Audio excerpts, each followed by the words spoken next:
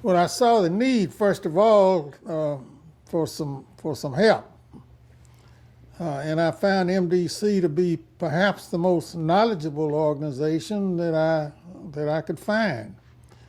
It of course was not involved as a political organization. It was not a governmental entity, but it was doing so much good work that states and cities and towns began to look to MDC for ideas and for direction.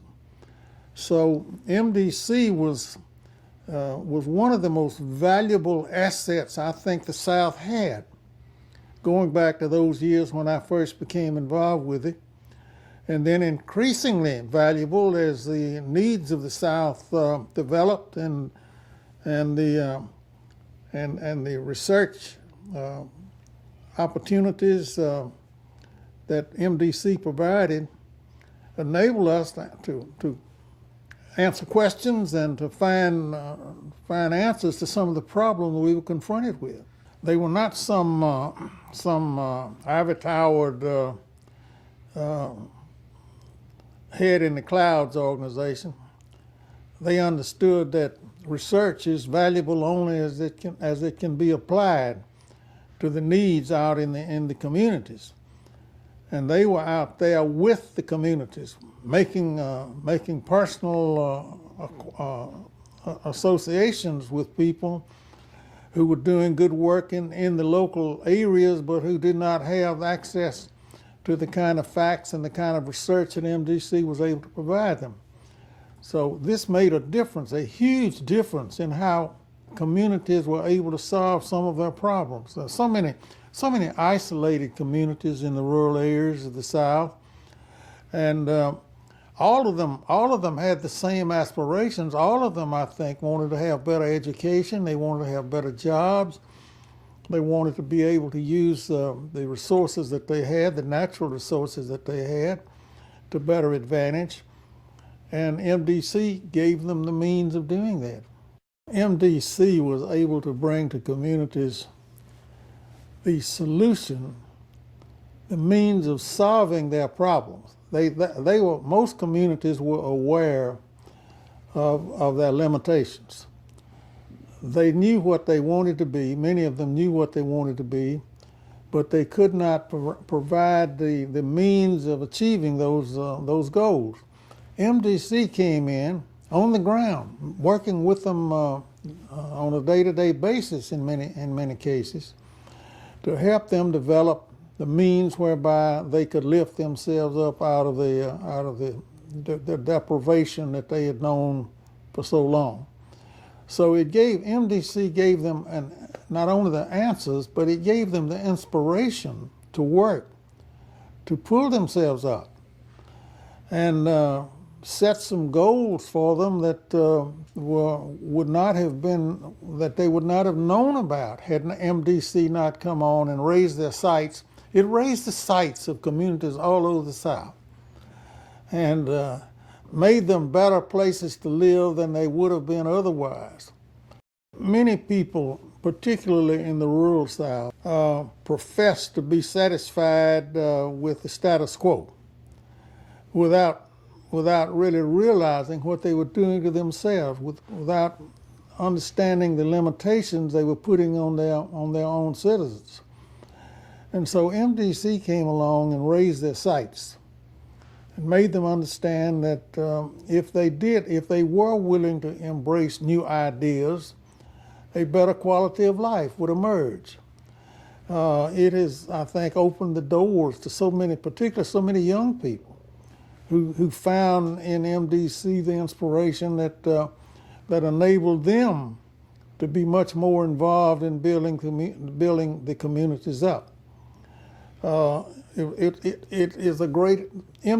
is a great educational institution. That is a facet of MDC's work, I think, that is largely unnoticed. But it is almost like a traveling university. It goes around and provides the means at the source for communities to help themselves. Growing up in the South, let me go all the way back. Growing up in the South, in the rural South, in the real rural South,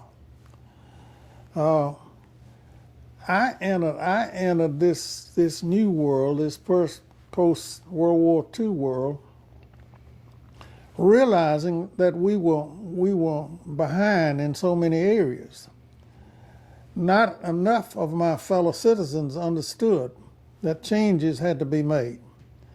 Almost everything, as I entered politics in the late 1940s and into the 50s, almost everything was viewed through the prism of race. And so we clung to the status quo lest it interfere with the segregated system of race in the South. We were afraid of change because we were afraid that would upset the racial relationships. So we denied ourselves for 3 or 4 decades, at least 3 decades after World War II. We denied ourselves the opportunity to progress in a constructive way, and deprived thousands of young people of having the quality of life that they otherwise would have had. And so MDC came along and helped us break out of that mindset, that it is not the status quo that is going to reward people, it is change that is going to reward people, and that change will also embrace a change in race relations. MDC was one of the early organizations, I think, that began the breakdown of segregation, and that tied it to economic, not only the moral issues, but the economic issues, and of helping people understand that we would always remain behind economically until we threw off the yoke of segregation. So MDC broke down some of these old stereotypes and let us understand that by eliminating these artificial barriers that we had constructed, that the South then could begin to move into a position of competition on an equal basis with the rest of the country. So MDC gave us a confidence, I think, in many ways that we would not otherwise have had, and opened our eyes and showed us the way. There are 2 Souths. One is getting along very well and the other is not doing so well. And that was the message, I think, of Shadows on the Sun Belt, that the sun was shining brightly in many areas, particularly some of the growing urban areas, but it was not shining so brightly in many of the rural areas. Those with the most ought to be out front in attempting to equalize educational opportunity. That will do more, I think, to stabilize, to maintain the stability of our system, which has been historically the strength of our country. And all of it now increasingly based on having a productive society with more people having the ability, having the skills to contribute to the economy. It's a key. I think it is a key element in our future, and education is the basis for all of it.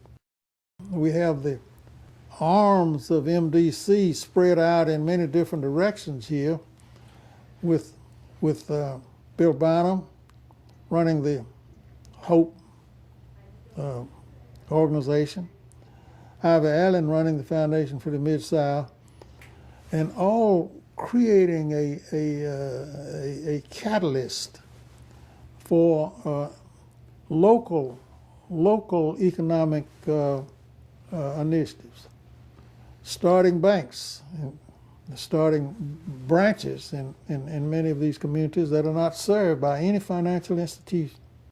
People in some of these isolated areas talk to each other, and they're not able to convince each other that there's a future worth living in. And this broke through that that negativism, cynicism, and this is what I think these organizations like MDC do, is create a basis for people to understand, if they put their best efforts forward with the right planning, they can chart their own destiny. One of the great purposes that MDC has served, it has helped these communities look in the mirror and see themselves for what they are and what they're able to accomplish. And that is the kind of challenge, the kind of inspiration that communities need all over, not just in the South, but all over the country, to make them see how much better they can be using all the resources that they have, and that includes building up the human resources in the community with good schools and with good planning and with local entrepreneurs who can see what they are able to accomplish. That's, I think, the key. I think in many cases it's psychological as much as it is physical. I think giving people hope and then putting some economic and educational support behind it is going to be the key to the survival of many communities in our area. The South would not have come as far as it had. And despite the fact that we still have a long way to go and a lot of problems to solve, we have come a long way in the last 50 or 60 years. And much of that progress has come as a result of the vision that MDC has provided, along with the tangible support that it has given projects that have been successful and have led to a better quality of life for more of our people.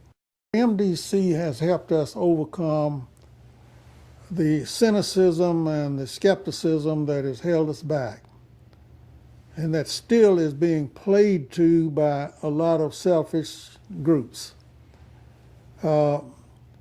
We have every reason, I think, to be hopeful if we will find ourselves with more prophets like MDC rather than cynics and skeptics that send us the wrong message. I think we are sitting on the edge of the greatest era in the history of this country, in the history of the South. David Cone, the writer from Greenville, Mississippi, who wrote Where I Was Born and Raised, a very wise man. David Cone said this. He said, "Too often, with heaven in sight, we insist on marching into hell. MDC has kept us from marching into hell on more than one occasion."